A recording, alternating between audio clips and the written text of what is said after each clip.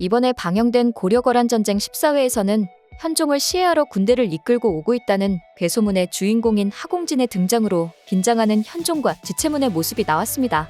시청자들은 하공진이 현종을 시해할 마음이 전혀 없다는 것을 알고 있던 까닭에 호족의 위협을 받고 있는 현종에게 하공진이 큰 도움이 될 거라 생각했지만 아직 이 사실을 현종을 비롯한 지체문과 장현우, 황보유이를 비롯한 군사들은 전혀 알고 있지 못한 상황이었기에 오해로 인해서 두 세력 간의 싸움이 벌어져 애꿎은 목숨을 잃게 될까 조마조마했는데요. 특히 성격이 급한 지체문이 먼저 하공진을 공격하는 성급한 행동을 할까봐 손에 땀을 쥐게 하는 장면이 연출됐어요. 다행히 하공진이 먼저 말에서 내려와 무릎을 꿇고 현종의 안위를 걱정하는 말을 해 현종과 무리들은 안도의 한숨을 내쉬었습니다. 그동안 전쟁 드라마를 보면 보통 고통받는 백성을 보면서 안타까운 마음이 들었는데 이렇게 왕까지 심하게 고통받는 드라마는 또 난생 처음인 것 같아 도대체 현종은 언제쯤 마음 편히 살 수 있을지 참 안타까운 고려 역사란 생각이 들었고, 밖으로는 적국 거란족에게 위협을 받고 안으로는 지방 호족과 백성에게 쫓기고 심지어 자신이 유배 보낸 부하조차 자신을 죽이러 온다는 괴소문에 시달리는 현종이 안타깝기 그지없었는데요. 하지만 실제 역사 기록에 의하면 오늘 연출된 장면들이 실제와는 다른 점이 꽤 있더라고요. 고려사에 의하면 하공진이 채충순 등을 잡기 위해서 군사를 거느리고 오고 있다고 어떤 향리가 소란을 피우며 소문을 냈고, 이 소식을 듣고 놀란 현종이 몸을 피해 도봉사라고 하는 절에 피신을 한 뒤 지체문은 소문의 진위를 알아보기 위해 현종을 도봉사에 두고 길을 떠났다고 하는데, 이때 현종은 지체문이 자신을 배신할까봐 가지 말라고 당부하였지만 지체문은 제가 만약 왕을 배신한다면 천벌받을 거라며 현종을 안심시키고 간밤에 적도들이 하공진이었는지 아닌지 확인하기 위해 직접 길을 떠났다고 하는데요. 드라마에서는 하공진과 현종이 직접 길에서 마주치는 장면이 묘사됐지만 실제 역사에는 현종은 도봉사란 절에 있고 지체문이 하공진을 만나러 떠났더라고요.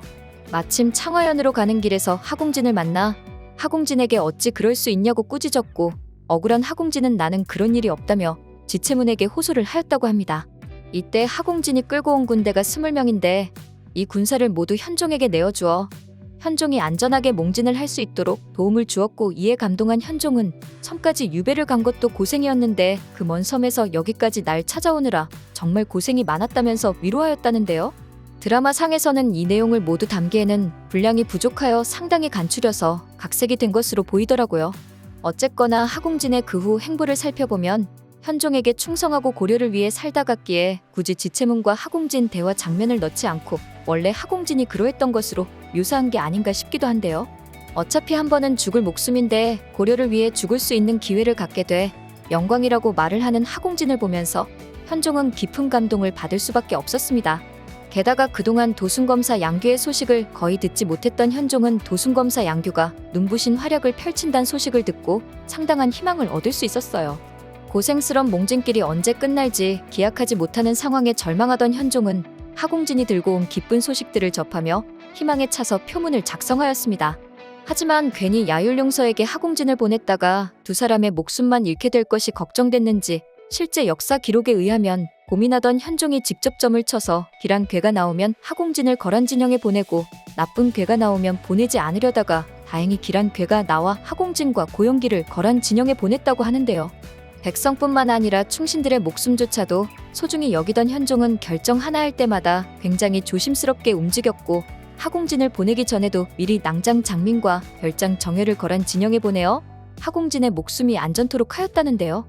거란 진영에 가서 장민과 정열이 고하기를 국왕께서 직접 와서 뵙기를 원하였으나 군사의 위세를 두려워하셨고 국내의 사정에 의해 강남으로 피난 갔기에 배신 하공진 등을 보내 사유를 알리고자 하나, 그런데 하공진도 역시 두려워서 감히 앞으로 나오지 못하고 있으니 속히 군대를 치워달라고 요청하였다는데요. 그렇게 현종의 배려에 의해 안전하게 거란 진영으로 출발한 하공진이 막상 거란 선봉대를 만나고 상당히 놀란 게 거란의 선봉대가 현종이 있는 곳과 매우 가까운 것까지 당도해 있던 것이죠. 게다가 거란족들은 너희 왕이 어딨냐며 현종의 위치를 물었고, 놀란 하공진은 강남으로 갔으나 몇 마일이나 떨어져 어디에 있는지 모른다 거짓말했다는데요. 다행히 그렇게 현종을 쫓던 거란 선봉대는 그 길로 추격을 멈추었다고 하니 현종이 몽진길에서 목숨을 보존한 데는 하공진의 공이 상당히 높다 할 수 있어요.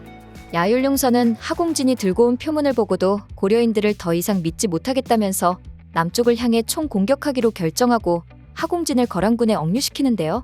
하지만 1011년 1월 11일 결국 철군을 하고 고려의 장수들을 늘 욕심내던 야율융선은 하공진을 돌려보내지 않고 데려가기로 하자 늘 고려를 그리워하던 하공진은 겉으로는 야율융서에게 충성하는 척하면서 뒤로는 고려로 돌아가기 위해서 역마다 말을 사서 주둔시켜 놓는 등 기회만 틈틈이 엿보다 발각되었다고 해요.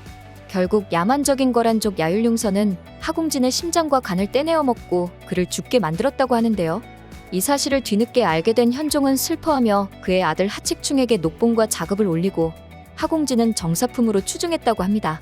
또한 고려는 하공진의 공을 기억하며 하공진이 죽은 80년 뒤에 또 한 번 포상하고 1298년 충선왕은 즉위하여 교서를 내리며 거란군을 퇴각하게 한 서희, 하공진, 노전, 양규 등에게는 내외손의 현손 중 한 사람에게 벼슬길에 오르는 걸 허락한다며 하공진의 공을 길이 기억했다고 하는데요.